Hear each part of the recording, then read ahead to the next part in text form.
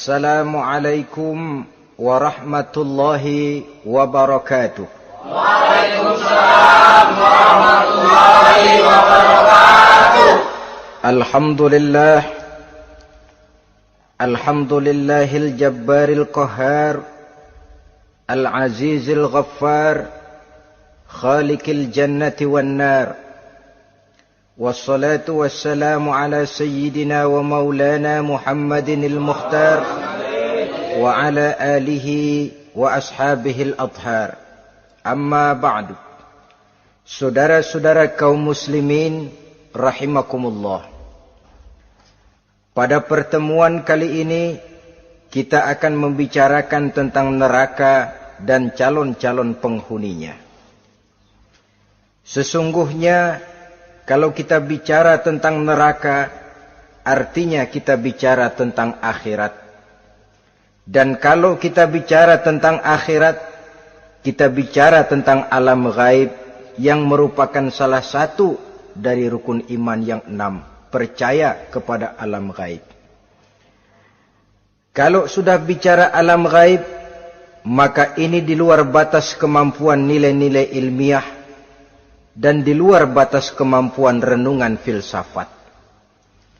Ilmu pengetahuan akan buntu kalau sudah membicarakan alam gaib. Artinya, kehidupan di akhirat itu tidak bisa diteliti secara ilmiah. Filsafat pun akan ngambang kalau sudah membicarakan kehidupan di alam gaib. Karena itu kalau kita kembali kepada logika, jika kita ingin mengerti tentang caranya membuat bangku, kita pergi ke tukang bangku dan bertanya kepadanya. Kita ingin mengerti cara membuat mobil, kita pergi ke tukang mobil, ke bengkel mobil dan bertanya kepada ahlinya. Pun dalam urusan alam gaib, sudah sewajarnya kita kembali kepada penjelasan dari sang pencipta alam gaib, yakni Allah subhanahu wa ta'ala. Dan melalui kitabullah Al-Quranul Karim, Allah telah menjelaskan masalah-masalah gaib berupa kehidupan di sorga dan neraka itu secara jelas dan pasti. Dengan kata lain, di dalam membicarakan tentang neraka ini, yang menjadi dasar daripada pemikiran kita adalah rasa iman kepada Allah subhanahu wa ta'ala. Karena soal neraka tidak pernah bisa dibuktikan dengan ilmu pengetahuan. Tidak bisa diselidiki sebab orang yang sudah pulang ke sana pun tidak pernah kembali lagi kemari untuk kita tanya bagaimana hal ihwal keadaan di sana. Saudara-saudara kaum muslimin rahimakumullah. Neraka dalam istilah Quran selalu disebut dengan narun, yaitu suatu tempat di akhirat nanti yang wujudnya berupa api yang bergejolak, bernyala dengan teramat dahsyatnya, sehingga dapat mengelupaskan kepala setiap orang dan menjulang ke hati. Diriwayatkan oleh Imam Bukhari dan Muslim bahwa Rasulullah sallallahu alaihi wasallam pernah bersabda, "Narukum hazihi allati tuqiduna juz'un min 70 jazaan min harri jahannam." Qalu, "Wallahi in kanat lakafiyatun ya Rasulullah." Qala, "Fa innaha fadulat bi 69 jazaa." Apimu yang kamu pakai di dunia ini, kata Nabi, untuk memasak, untuk menyalakan lampu, api yang kau pakai di dunia ini cuma satu bagian kecil dari 70 kali bagian panasnya neraka jahanam. Sahabat waktu itu terperanjat lalu berkata, "Wallah, in kanat lakafiyatun ya Rasulullah." Ya Rasul, api di dunia ini saja sudah cukup untuk menghanguskan kami, untuk menghanguskan apa yang ada. Bersabda Rasulullah sallallahu alaihi wasallam, maka sesungguhnya api neraka itu dilebihkan panasnya dengan 69 kali daripada panasnya api di dunia ini. Jadi sepanas-panasnya api yang pernah kita rasakan di dunia ini, maka api di neraka nanti 69 kali lebih panas dari api yang kita rasakan paling panas di dunia. Hadis yang senada dengan penjelasan ini di samping Jawahirul Bukhari, kita bisa menemukannya dalam Mukhtasar Tazkiratul Qurtubi dan Mukhtasar Ibnu Abi Jamrah misalnya. Saudara-saudara kaum muslimin rahimakumullah.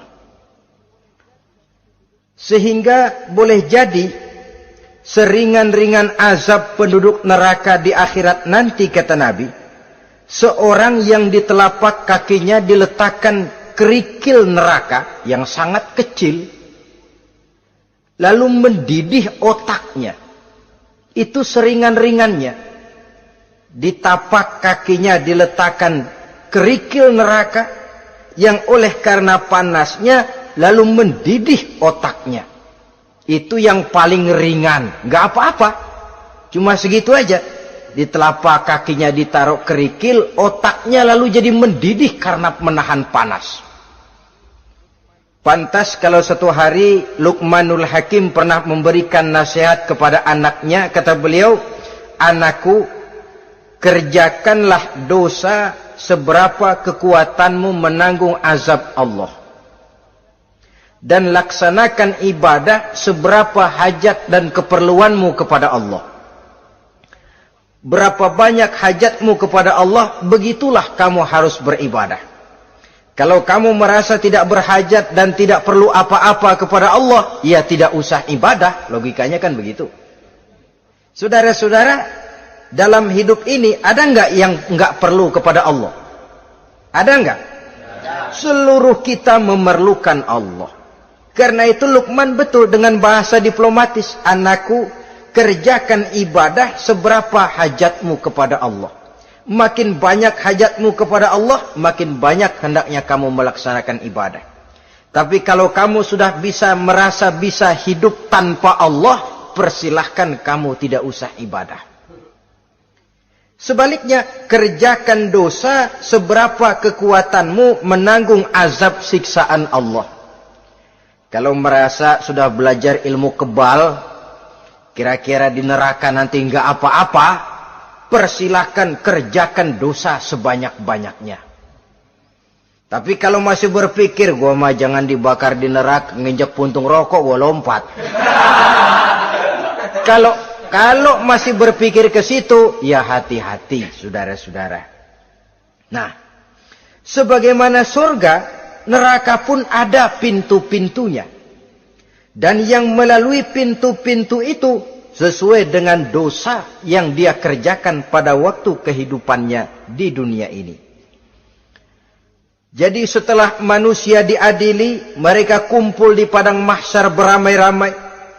Yang mendapat kitab di tangan kanan, yang selamat dari proses pengadilan, yang sudah nyata lebih banyak kebaikannya daripada kesalahannya, wajah mereka berseri-seri. Tapi yang rapotnya merah, yang timbangannya lebih banyak kejahatannya, mereka mukanya udah pada gulem. Di tengah itulah kedengaran pernyataan dari Allah Subhanahu wa ta'ala, "Salamun qaulan min Rabbir Rahim." Ada ucapan selamat dari Allah, Tuhan yang Maha Pengasih dan Maha Penyayang. "Salamun alaikum." Selamatlah kamu, wahai orang-orang yang kelak akan sampai ke surga. Yang lulus di pengadilan dapat ucapan selamat dari Allah. Tapi pada saat itu juga Allah mengatakan, "Wamtazul yawma ayyuhal mujrimun." Pada hari ini, semua orang-orang yang kurang ajar, supaya minggir. Wamtazul yawma ayyuhal mujrimun. Orang-orang yang durjana, kelompok durhaka, para pembuat dosa, misah hari ini, minggir semuanya. Kamu akan digiring ke dalam neraka. Saudara-saudara kaum muslimin rahimakumullah. Baik mereka yang akan menuju surga, baik mereka yang akan masuk ke dalam neraka, sama melintasi satu jembatan yang melintang di atas neraka. Dalam surah Maryam ayat 71 dan 72, walaupun jembatan itu tidak digambarkan secara jelas, tapi kita temukan penjelasan Allah sebagai berikut. Wa inna minkum illa wariduha kana ala rabbika hatman maqdiyya thumma nunajjil ladzina taqaw wa nazaru adh-dhalimina fiha jasiyya. Saudara-saudara, dan tidak ada setiap orang pun kecuali mereka akan melalui api neraka itu. Adapun orang-orang yang bertakwa, mereka diselamatkan oleh Allah. Sedangkan orang-orang yang zalim, mereka terlempar ke dalam jurang neraka. Nah, itu yang dinamakan dengan sirat. Ada memang riwayat menjelaskan bahwa sirat itu kecilnya seperti rambut dibelah 7, tajamnya lebih tajam dari mata pedang. Tapi dalam banyak hal, orang lewat di atas sirat itu bergantung kepada amalannya waktu dia hidup di dunia ini. Maka jangan heran ada orang yang lewat di atas sirat itu seperti kilat. Lep, sudah sampai di surga. Ada yang lewat di atas sirat itu seperti orang terbang. Ada yang lewat di atas sirat itu seperti orang lari. Ada yang seperti jalannya onta. Ada yang merangkak. Ada yang gelantungan. Ada yang sudah hampir sampai ke tepian sana untuk masuk ke dalam surga, terpeleset nyemplung juga ke dalam neraka. Sesuai dengan amalan pada waktu mereka hidup di kehidupan dunia yang sekarang ini. Saudara-saudara kaum muslimin rahimakumullah. Apabila orang terperosok lalu masuk ke dalam neraka, bagaimanakah ihwal keadaan di neraka? Panasnya sudah kita jelaskan tadi. 70 kali lipat dari sepanas-panasnya api di dunia ini. Lalu orang-orang yang masuk ke dalam neraka, mereka juga mendapat pakaian, makanan, minuman, perhiasan. Tapi makanannya, minumannya, perhiasannya lain dengan orang-orang yang sampai di surga. Mereka juga diberikan buah-buahan, sebab di neraka juga ada pohon. Namanya pohon zakum. Buahnya duri dari api. Dan itu yang akan jadi lalap makanannya orang-orang neraka. Di dalam surah As-Saffat ayat 64-65 Allah Subhanahu wa taala menjelaskan, innaha syajaratun takhruju fi aslil jahim tal'uha ka'annahu ru'usus syayatin. Sesungguhnya pohon zakum itu adalah satu pohon yang akarnya keluar dari dasar neraka, yang buahnya seperti kepala setan. Ini sudah untuk bahasa yang sangat menyeramkan ini. Pohon itu tumbuh dari dasar neraka, buahnya mirip kepala setan. Itu akan dijadikan makanannya orang-orang yang ada di dalam neraka. Perhiasannya apa? Surah Al-Insan ayat 4. Inna a'tadna lil kafirina salasilan wa aghlalan wa sa'ira. Sesungguhnya kami sediakan bagi orang-orang kafir itu di dalam neraka segala macam rantai, cambuk-cambuk dan belenggu-belenggu neraka, terbuat dari api neraka, siap untuk merantai, membelenggu dan mencambuk mereka. Jadi dikasih perhiasan, lehernya dikalungin rantai, tangannya dipakein belenggu, ada cambuk-cambuk yang seluruhnya terbuat dari api neraka. Begitu mereka sampai ke pintu neraka yang namanya malaikat Zabaniyah, penjaga neraka, udah bukan main gemesnya dah. Ya, nyambutnya nggak ada ramahnya, lain sama malaikat Ridwan, penjaga surga. Ramah, murah senyum, Begitu orang mau masuk surga, salamun alaikum tibtum fadkhuluha khalidin. Keselamatan atas kamu, sungguh kamu telah beruntung. Sekaranglah masuk kamu ke dalam surga dan kekalah tinggal selama-lamanya di sana. Ramah, murah senyum, selamat datang, selamat tiba di tempat yang penuh kenikmatan. Mari persilahkan. Ini malaikat Ridwan. Malaikat Malik, malaikat Zabaniyah lain lagi. Dia nungguin pabrik. Sadis menerima, matanya melotot. Ini dia manusia-manusia kurang ajar yang waktu di dunia sudah datang para rasul, sudah turun agama, sudah datang Al-Quran, tapi belagak pilon. Sini loh, nih rantai, belenggu, lalu dirangkeng, dimasukkan ke dalam neraka. Na'udzubillah, summa na'udzubillah. Saudara-saudara, lalu terpikir oleh kita, kalau begitu panasnya api neraka, sekali lempar orang terus mati dong. Ya enak kalau boleh begitu sih. Begitu dilempar ke neraka terus mati, enak. Ternyata tidak. Kepedihan neraka adalah kepedihan yang kekal dan terus menerus. Tidak satu saat pun orang-orang di dalam neraka pernah merasakan kesenangan. Tidak sesaat pun. Kali semenit kayak ngasok. Enggak, terus menerus berada dalam kepedihan yang tiada tara.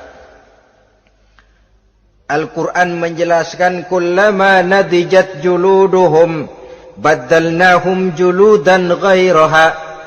Apabila hancur kulitnya, kami ganti dengan kulit yang baru.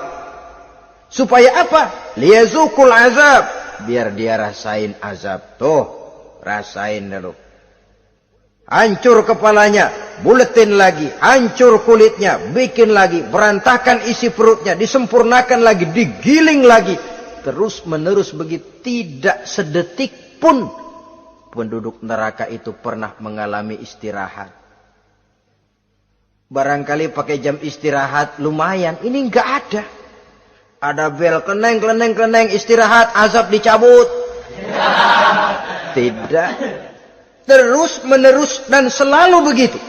Satu detik saja pun mereka tidak pernah istirahat dari siksaan dan azab yang mereka terima.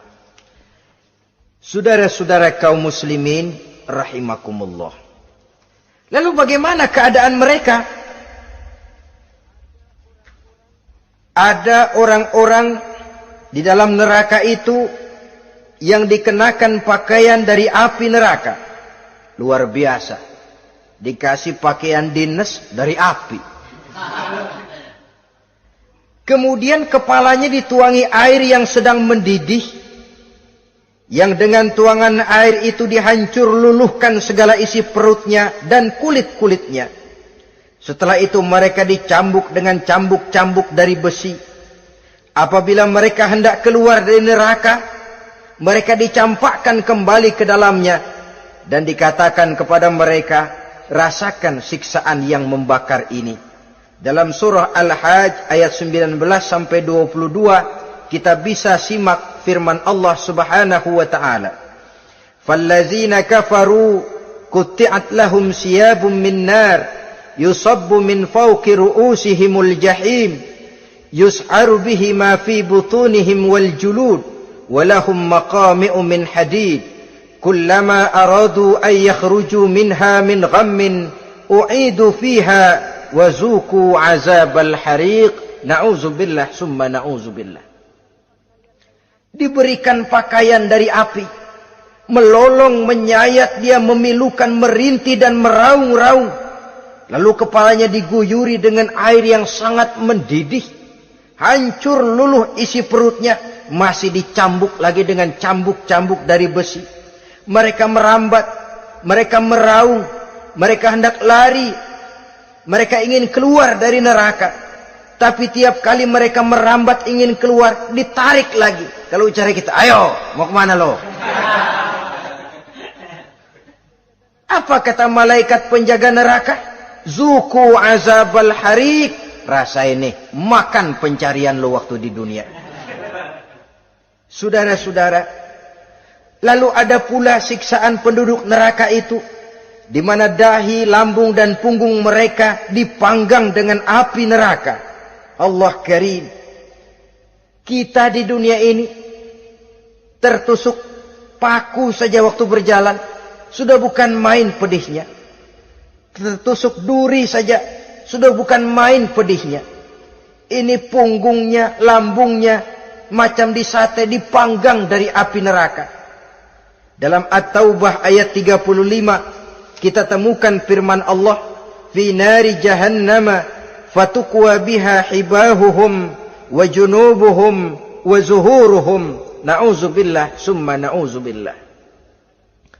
Kemudian ada pula penduduk neraka itu yang disiksa, lehernya diikat dengan rantai. Mereka spontan diseret-seret dengan sekeras-kerasnya dan dilemparkan ke dalam lautan air yang sedang mendidih. Kemudian mereka dibakar dalam api yang bergejolak dan menyala-nyala. Pada surah Al-Mu'min ayat 71 dan 72, Allah Subhanahu wa taala menjelaskan, izil aghlalu fi a'nakihim wassalasil yushabuna fil hamim summa fin nari yusjarun.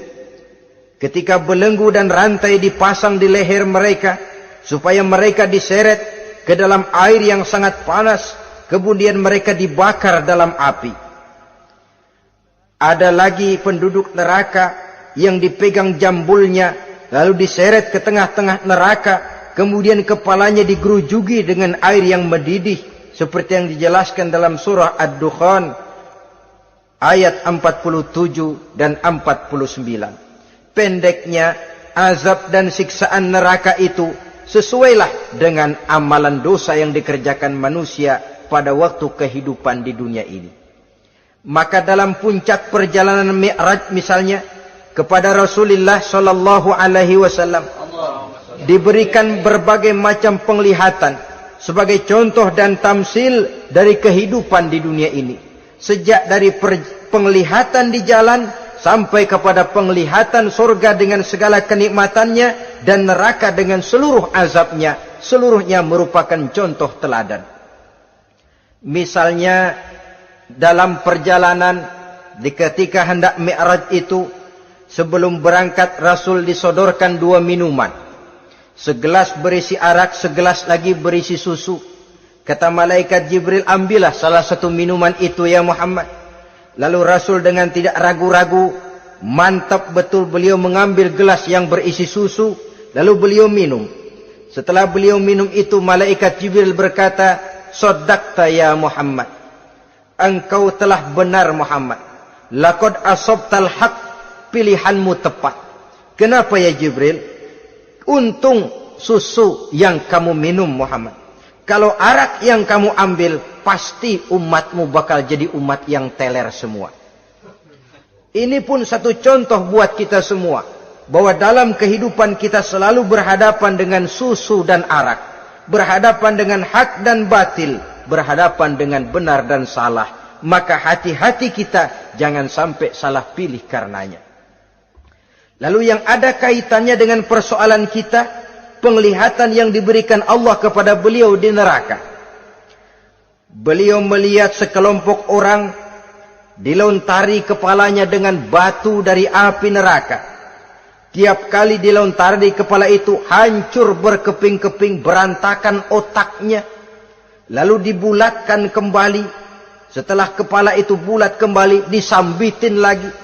Menjerit, meraung, merintih kesakitan, hancur kepalanya, berantakan otaknya. Lalu dibulatkan lagi, terus menerus begitu, tidak pernah berhenti. Sampai Rasul bertanya, ya Jibril, ini orang kenapa kepalanya dilontari dengan api neraka sampai hancur lalu dibulatkan kembali? Kata malaikat Jibril, ya Muhammad, itulah contoh daripada umatmu yang berat untuk sujud kepada Allah Tuhannya. Itulah contoh dari umatmu yang waktu hidup di dunianya tidak pernah mendirikan solat sama sekali. Sombong yang paling sombong adalah sombong kepada Allah. Artinya tidak mau sujud kepada Sang Maha Penciptanya.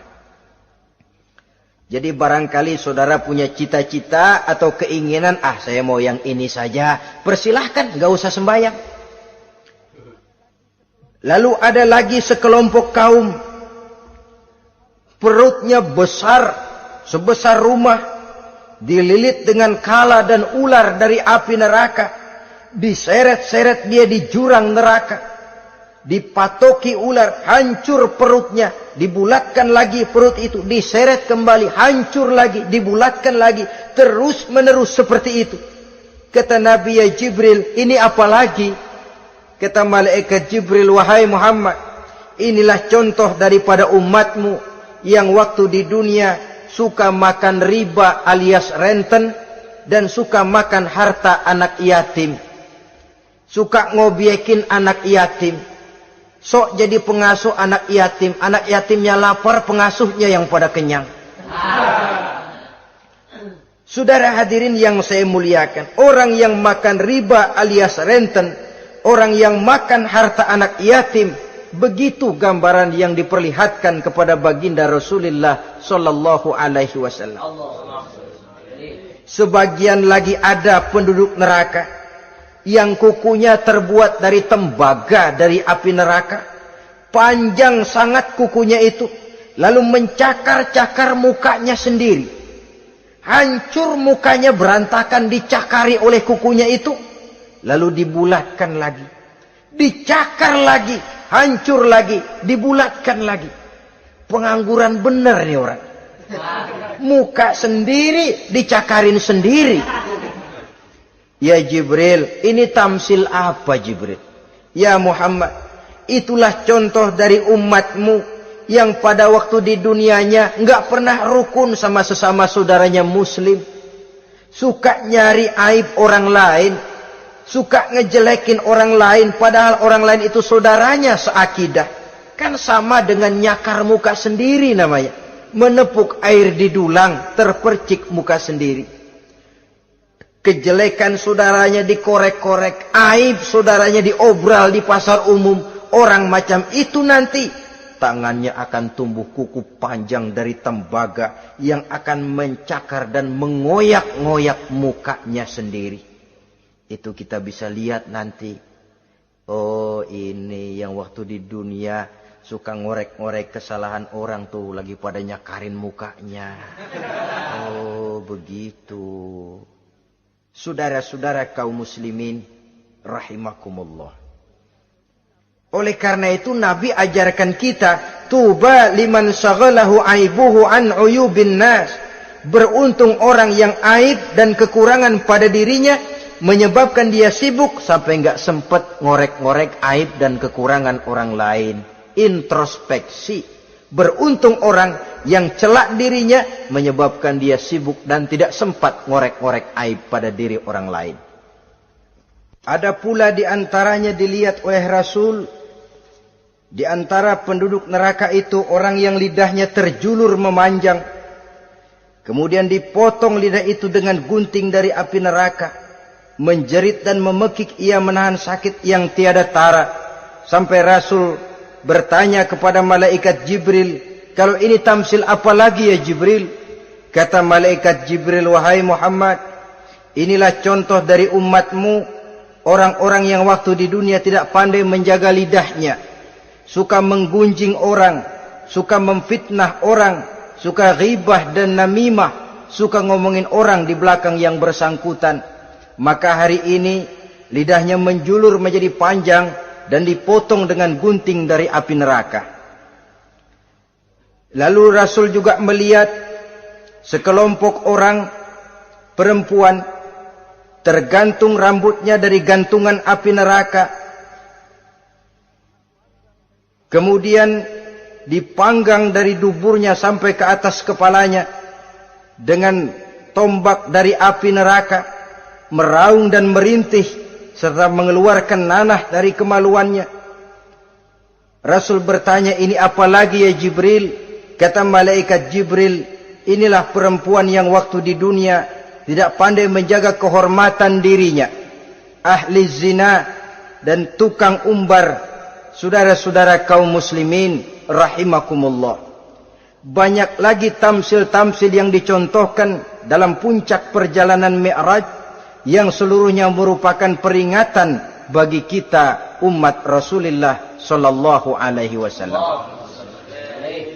Nah, kemudian sekarang marilah kita bicarakan neraka itu satu demi satu.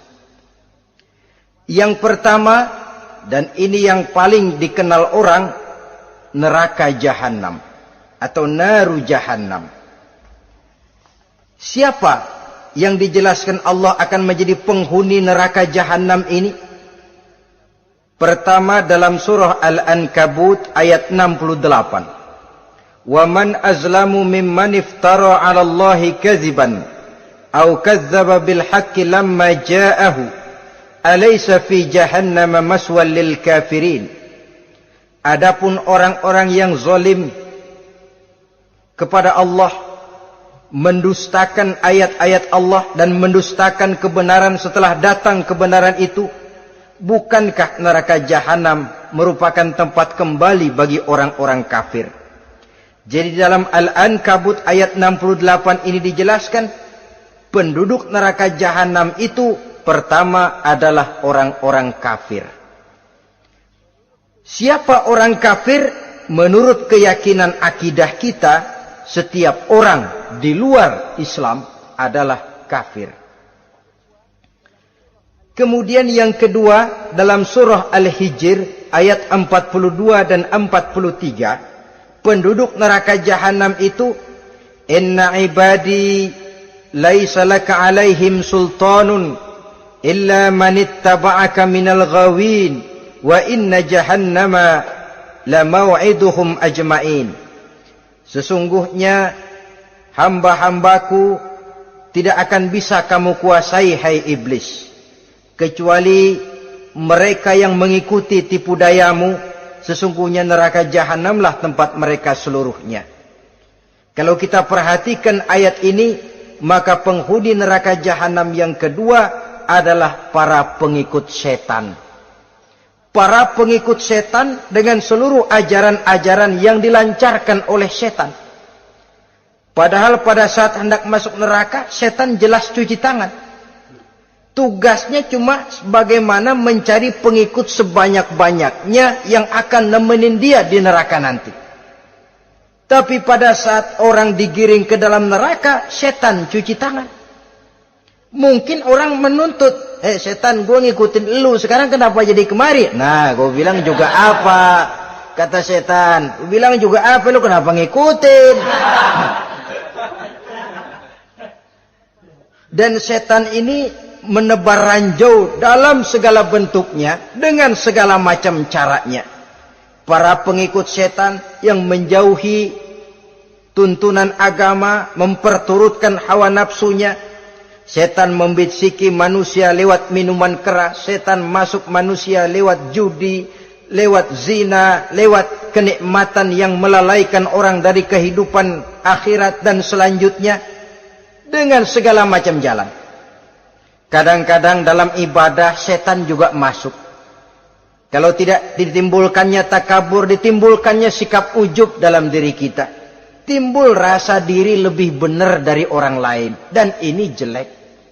Timbul rasa nganggap enteng orang lain. Itu kan ujub. Nggak dikelihatanin orang, cuma hatinya aja ngomong sendirian. Kalau gue lihat di kampung ini nggak ada yang kayak gue. Bayangnya kayak ibadahnya kayak udah aing pang paling nak yo di dia. Itu juga bisikan iblis. Dan dia tidak segan-segan mengaku jadi Tuhan iblis itu. Dan ini diceritakan dalam kehidupan Sayyidus Syekh Abdul Qadir Jailani.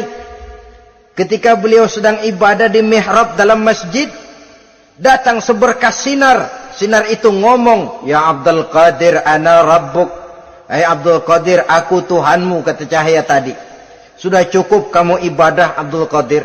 Sembayangmu udah banyak, puasamu udah banyak, jihadmu cukup. Maka mulai sekarang berhenti dah ibadah. Aku bolehkan kepada kamu segala yang dilarang. Cuma yang didatangi Syekh Abdul Qadir. Sehingga mendengar cahaya tadi ngomong begitu, beliau ambil kasut sendal, disambitnya cahaya tadi, izhab ya la'in. Pergi, laknat, terkutuk, iblis kamu. Masa saya disuruh berhenti sembahyang karena hati saya sudah baik? Kalau hati sudah baik lalu boleh berhenti sembahyang, mestinya yang paling dulu berhenti sembahyang Nabi Muhammad, sebab beliau orangnya paling baik. Tapi Nabi hatinya baik, sholat jalan terus, hukum halal haram berlaku. Ini kadang-kadang orang sekarang baru ibadah dikit banget merasa dapat bisikan katanya, wangsit. Ya berhenti sembahyang madep mulu, nah madep ngudek sembahyang. Bikin ajaran yang aneh-aneh. Nah kalau satu orang boleh dapat wangsit, saya juga boleh dong ngomong dapat wangsit. Saya juga boleh dong mendirikan aliran kepercayaan. Saya ngilang dulu dari kampung saya kira-kira 3 tahun. Saya nyepi di kaki Gunung Salak, pulang piara jenggot, pakai belangkon. Di depan nama saya pakai embel-embel mbah. Saya ngaku dapat wangsit di Gunung Ano, mewahyukan kepada saya ano. Saya cari murid yang fanatik. Saudara-saudara kaum muslimin rahimakumullah, setan membisiki manusia hatta kita sedang ibadah sekalipun dibisikinya. Caranya, mula-mula dia bisikin, lu sembahyang buru-buru dah. Buru-buru udah. Akhirnya apa? Rukuk kita enggak sempurna, sujud kita enggak lengkap, tumakninah kita kurang, bacaan kita tajwidnya enggak kena. Kalau itu bisa kita atasin, kita sembahyang sebagaimana yang seharusnya, dia bisiki lewat jalan lain lagi. Suruhnya yang pendek-pendek aja dah. Atau habis sembahyang udah sigrah, udah jangan pakai wirid, jangan pakai zikir. Dengan segala macam jalan. Dibisikinya was-was ke dalam diri kita. Sehingga ada satu riwayat walaupun dhaif, tapi ini baik untuk dijadikan pelajaran. Konon iblis itu kalau subuh keliling dia. Bawa kulit kambing, jarum, sama tepung. Ditanya orang, iblis ini buat apa? Oh, kulit kambing. Gunanya tahu nggak? Kalau begitu subuh, sudah muazin bilang, as-salatu khairum minan naum. Salat lebih baik daripada tidur. Maka ini kulit kambing mulai aku hamparkan buat hamba-hamba Muhammad. Jadi begitu dengar azan, cuma udah bikin anget udah tidur. Kenapa? Kulit kambing belis masuk. Saudara-saudara, lalu kata orang tadi lagi, lah kalau tepung buat apa itu? Oh, tepung. Itu kalau umat Muhammad mau baca Quran, baca kitab, mutolaah, gua aurin tepung matanya. Biar dia sepet. Makanya kalau sudah ngaji, baca Quran, bawaannya udah ngantuk aja ngantuk. Oh begitu, iya. Nah kalau duri paku itu buat apa? Nah ini duri paku. Kalau umat Muhammad mau hadir di majelis taklim, mau pergi ngaji, mau duduk iktikaf di masjid, gua pasangin paku di pantatnya. Jadi kalau sudah duduk di masjid, kelasat, kleset. Hadir di majelis taklim, kelasat, kleset. Bawaannya mau udahan melulu. Itu duri-duri dan paku-paku yang memang ditebarkan oleh iblis. Saudara-saudara kaum muslimin rahimakumullah, jadi para pengikut setan dengan segala macam perangkapnya ini pun, ya perangkap setan itu ya dunia. Dunia itu ya isinya harta, tahta, wanita. Kan perangkap dunia itu. Harta, tahta, wanita. Ini sering bikin orang buta. Perangkap dunia dan merupakan perangkap setan sekaligus. Nah, yang ketiga, penghuni neraka jahanam adalah para pembuat dosa, orang-orang yang durhaka. Dalam Toha ayat 74 Allah menjelaskan, innahu may ya'ti rabbahu mujriman fa inna lahu jahannam. Sesungguhnya orang-orang yang datang menghadap Allah dengan berlumuran dosa, maka sesungguhnya bagi mereka adalah neraka jahanam. Dan yang keempat, penghuni neraka jahanam orang yang kufur nikmat. Tidak cuma kufur iman, tapi kufur nikmat bisa menyebabkan orang masuk neraka jahanam. Belum pernah merasakan dalam hidupnya bahwa Allah memberikan nikmat kepadanya, bagaimanapun besar karunia dan nikmat itu.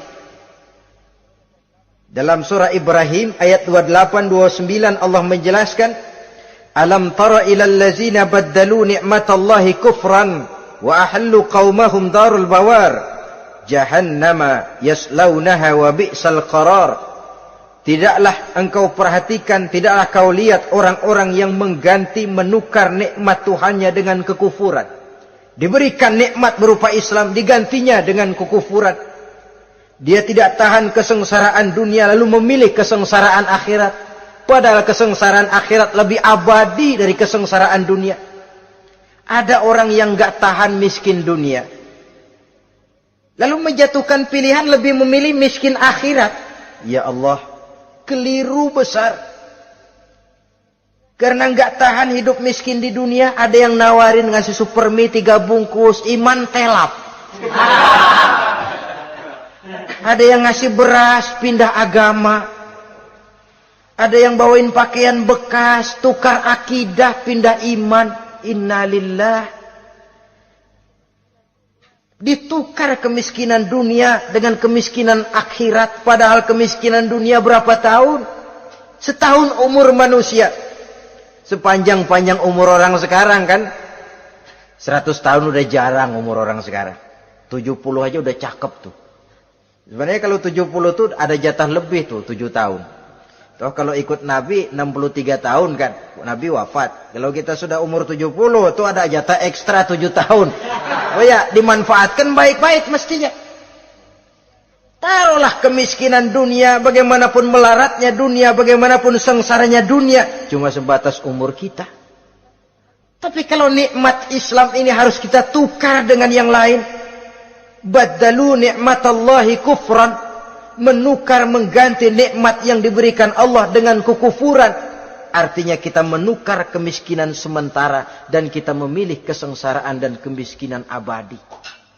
Di akhirat kita miskin, di neraka kita miskin, miskin abadi. Di neraka kita sengsara, sengsara abadi. Saudara-saudara kaum muslimin rahimakumullah. Itu neraka jahanam. Yang kedua dinamakan neraka jahim. Siapa mereka ini para penghuninya? Siapa mereka ini para penghuninya? Pertama dalam surah At-Takasur, yaitu orang-orang yang bermegah-megah dengan dunia, menumpuk-numpuk harta, lalu lupa dengan kesibukan harta itu, lupa kepada kehidupan yang akhirat nanti. Alhaakumut takasur hatta zurtumul maqabir kalla sawfa ta'lamun summa kalla sawfa ta'lamun kalla law ta'lamuna ilmal yaqin latarawunnal jahim. Kamu telah lalai akibat apa? At-takasur. Ini penyakit pertama yang menyebabkan orang sampai ke neraka jahim. Penyakit takasur. Dan itu penyakit zaman sekarang. Berlomba-lomba dengan kemegahan materi. Berlomba-lomba dengan kemegahan dunia. Padahal kalau urusan itu kita berlomba, tidak akan pernah sampai finish. Percayalah itu. Tidak akan pernah finish. Sebab kemegahan dunia siklus, lingkaran setan. Kita anggap kalau punya duit 1 juta tenang. Punya 1 juta berubah pikiran. Lain lagi. Kita anggap kalau punya mobil enak. Sudah punya mobil, lain lagi problemnya. Kita anggap kalau rumah sudah gedung, enak hidup. Punya rumah gedung, lain lagi problemnya. Makanya pesan Nabi, kalau ingin hidup tenang, urusan dunia lihat ke bawah, urusan akhirat lihat ke atas. Sering dicontohkan kalau punya mobil, bilang alhamdulillah kita punya mobil, tangga kita cuma punya motor. Kata yang punya motor, syukur banget kita punya motor, tangga kita punya sepeda doang. Kemana-mana kekejek mulu. Dayung. Kata yang punya sepeda, alhamdulillah kita punya sepeda, tetangga kita cuma jalan kaki, kemana-mana ngetuk mulu. Kata yang jalan kaki, alhamdulillah masih bisa jalan, tangga kita sebelah lumpuh bertahun-tahun gak kemana-mana. Kata yang lumpuh, alhamdulillah masih hidup, tangga kita kemarin mati gak balik lagi. Itu dalam urusan dunia. Sehingga sifat takasur ini hilang. Tapi urusan akhirat, lihat ke atas. Kalau dia begitu sibuknya bisa jaga sholat, kenapa saya tidak? Kalau dia hidupnya sederhana, rajin sedekah, kenapa saya yang lebih kok enggak sanggup? Kalau dia bisa baca Quran, kenapa saya enggak? Lalu timbul gairah ingin mencontoh. Mencontoh orang dalam urusan ibadah menimbulkan ketenangan jiwa. Dan itu ada garis finishnya. Tapi kalau yang lumpuh lihat yang bisa jalan lihat yang naik sepeda, yang sepeda punya lihat motor, sudah punya motor lihat mobil, lihat pesawat terbang, pesawat lihat kereta api. Kapanlah awak nih mau bersyukur? Yang ada kurang saja padahal nikmat itu tidak pernah berhenti. Bukan dilarang orang kaya, tetapi perlombaan memperkaya diri itu yang dilarang. Karena kalau sudah perlombaan namanya jor-joran sifatnya. Prinsipnya tujuan menghalalkan cara ini yang dijaga oleh agama. Saudara-saudara, selain penyakit takasur yang menyebabkan orang sampai ke neraka jahim, juga perbuatan durjana. Dalam Al-Infitor ayat 13-14, innal abrara lafi na'im wa innal fujjara lafi jahim. Orang-orang yang berbakti, berbuat kebajikan, mereka akan mendapatkan neraka surga naim. Tetapi orang-orang yang fujar, durjana, kurang ajar, durhaka, lafi jahim, mereka akan mendapatkan neraka jahim. Lalu siapa lagi penghuni jahim itu? Orang-orang yang menentang dan menantang ayat-ayat Allah. Wallazina sa'au fi ayatina mu'ajizin ulaika ashabul jahim. Dan orang-orang yang berusaha menantang ayat-ayat Allah sehingga melemahkan orang-orang yang mau mengikuti rasul-rasul Allah. Menantang ayat Allah dan membuat lemah orang yang mengikuti rasul, melemahkan semangat orang yang mau mengikuti khitah dan perjalanan rasul. Lu mau bangun masjid, iya. Berabe, berat, jangan. Si anu aja kapok. Majelis taklim, pahit. Ngaji, berat, melemahkan ini. Sudah dia rusak, merusak lagi. Kalau rusak kan cuma sendirian. Ini tidak, sudah rusak, merusak.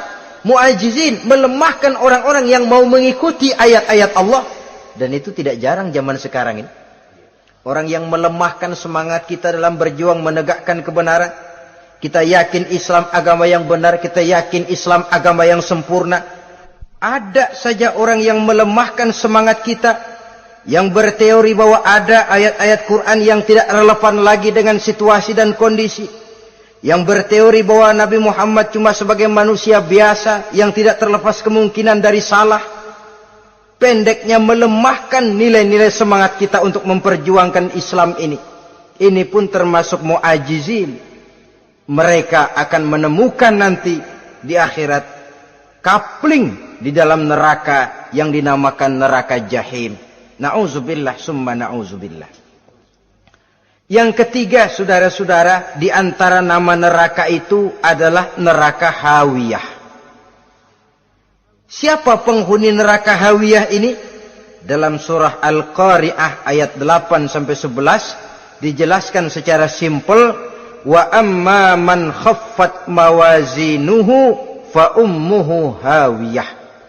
Adapun orang-orang yang ringan timbangan kebaikannya, maka tempatnya adalah neraka hawiyah.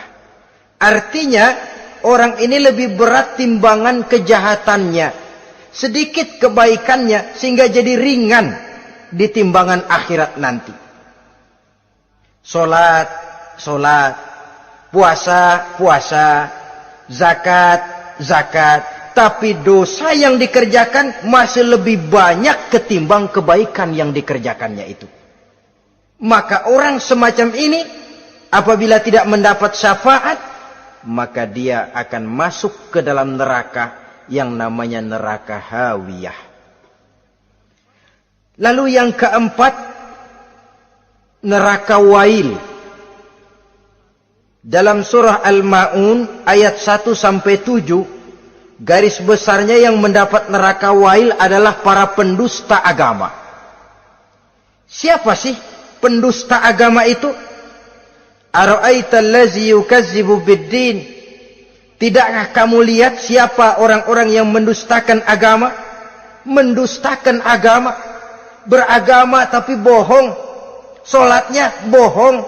Hajinya bohong. Puasanya bohong. Mendustakan agama. Siapa mereka? Fadzalikal ladzi yad'ul yatim. Pertama, orang yang suka menghardik anak yatim. Anak yatim yang lemah, anak yatim yang tidak berdaya, yang hidup dipayungi kemiskinan dan kekurangan, bukan ditolongnya, malah dihardiknya. Jangan lupa, saudara yang sudah 2-3 kali pergi ke Makkah, saudara yang khusyuk dalam sujudnya, saudara yang mantap dalam puasanya, mungkin saja bisa terhalang masuk ke dalam surga. Karena di samping rumah saudara ada anak yatim merintih menahan lapar dan haus. Saudara tahu, saudara mampu, tapi saudara diam saja tidak mau mengulurkan tangan. Mungkin itu yang akan mengganjal saudara untuk masuk ke dalam surga. Wala yahuddu ala tu'amil miskin. Mereka membiarkan fakir miskin, tidak memberikan makan. Kemudian fawailul lil musallin. Mereka juga melalaikan solat. Allazina hum an solatihim sahun. Allazina hum yura'un. Mereka juga riak di dalam amalnya. Saudara hadirin kaum muslimin rahimakumullah. Melalaikan solat, kemudian riak dengan amalnya, termasuk amalan solatnya. Kalau jadi imam, bahasanya dibuat sepasih-pasihnya, surahnya yang panjang-panjang, paling pendek sabbihis sama wadduha. Tapi kalau solat sendirian cukup qul huwallahu ahad sama inna a'tainakal kautsar. Hilang lagi nilai keikhlasannya. Dan terakhir, mereka enggan untuk membayar zakat. Yang memenuhi ciri-ciri inilah yang dikatakan sebagai pendusta agama. Menghardik yatim, membiarkan fakir miskin, melalaikan solat, riya, dan enggan membayar zakat. Mereka divonis mendapat neraka wail. Seperti dalam surah Al-Ma'un ayat 1 sampai dengan 7. Saudara-saudara kaum muslimin rahimakumullah. Yang kelima, neraka sa'ir. Neraka sa'ir ini pertama buat mereka yang memakan harta yatim. Kalau tadi tidak mau membantu, ini malah membantu tapi tujuannya malah ngobyekin anak yatim. Mereka yang memakan harta yatim dalam An-Nisa ayat 10. Innal ladzina ya'kuluna amwalal yatama zulman innama ya'kuluna fi butunihim nara wa sayaslawna sa'ira.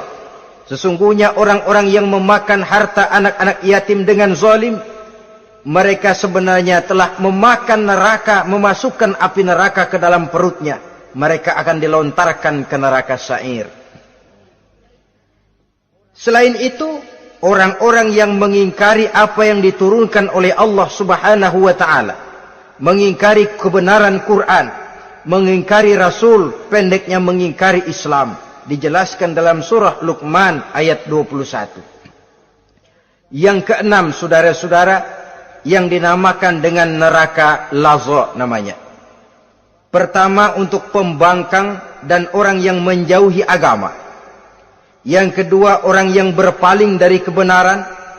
Dan yang ketiga, orang yang suka menumpuk-numpuk harta dan menyimpannya, tidak mau membayar zakat, infak, apalagi sedekah. Ini kita temukan penjelasannya dalam surah Al-Ma'arij ayat 15 dan 17. Yang ketujuh dinamakan neraka Sakor. Siapa penghuni neraka Sakor ini? Pertama, orang yang tidak pernah sholat. Yang kedua, tidak pernah memberi makan orang-orang miskin. Yang ketiga, ahli membicarakan yang batil. Strategis betul dia, ulung kalau sudah mengatur kebatilan. Kemudian yang keempat, orang yang mendustakan hari akhir. Dalam surah Al-Muddatsir ayat 42 sampai 47, kepada penduduk neraka Saqar ditanya, "Ma salakakum fis Saqar?" Apa yang menyebabkan kamu masuk ke dalam neraka Saqar? Qalu lam naku minal musallin wa la naku nut'imal masakin wa kunna nakhudu ma'al khaidin wa kunna nukadzibu yaumaddin. Mereka menjawab, kami di dunia tidak pernah sholat, tidak pernah memberi makan fakir dan miskin. Kami selalu berkumpul dengan orang-orang yang batil dan membicarakan kebatilan, dan kami mendustakan adanya hari akhir. Yang kedelapan, yang terakhir adalah neraka Khutamah. Ini diperuntukkan bagi para pengumpat, pencela, para penghina orang lain, mencari aib saudaranya, kemudian juga mereka menumpuk, menghitung-hitung harta, lalu kikir dan bakhil dengan hartanya itu. Dalam surah Al-Hujurat ayat 11-12, kemudian surah Al-Humazah ayat 1 sampai dengan 7, kita temukan penjelasan itu. Pada akhirnya saudara-saudara, kalau penduduk surga mereka kekal di dalamnya, maka penduduk neraka ini ada dua macam. Ada penduduk musiman, ada penduduk permanen. Kalau yang namanya penduduk permanen itu sudah punya paspor KTP itu. Memang penduduk permanen itu mereka yang kekal selama-lamanya di dalam neraka. Mereka lah orang-orang musyrik dan orang-orang kafir, termasuk orang-orang munafik. Bahkan lebih dahsyat lagi yang namanya munafik. Kata Allah, innal munafiqin fid darkil asfal minan nar. Orang munafik itu berada di dasar jurang neraka yang paling bawah, keraknya neraka. Saudara-saudara, adapun penduduk yang semi permanen, ia masuk neraka buat sementara saja, sekedar dengan dosa-dosa yang dikerjakannya. Mereka adalah orang-orang mukmin yang asli, orang-orang Islam yang waktu di dunianya berbuat dosa. Mereka masuk ke dalam neraka, menerima azab sesuai dengan dosa yang dikerjakannya. Setelah itu mereka akan diangkat dari surga untuk ditempatkan di dalam. Mereka akan diangkat dari neraka untuk ditempatkan di dalam surganya Allah Subhanahu wa ta'ala. Seperti banyak dijelaskan dalam hadis-hadis sahih yang diriwayatkan oleh Imam Bukhari dan Muslim. Nah, inilah sekelumit tentang neraka dan calon-calon penghuninya. Mudah-mudahan Allah jauhkan kita, Allah jauhkan anak cucu kita, amin. Allah jauhkan seluruh keluarga kita, amin, dari neraka dan dari azab neraka. Amin. Terima kasih dan mohon maaf. Wassalamualaikum warahmatullahi wabarakatuh. Waalaikumsalam.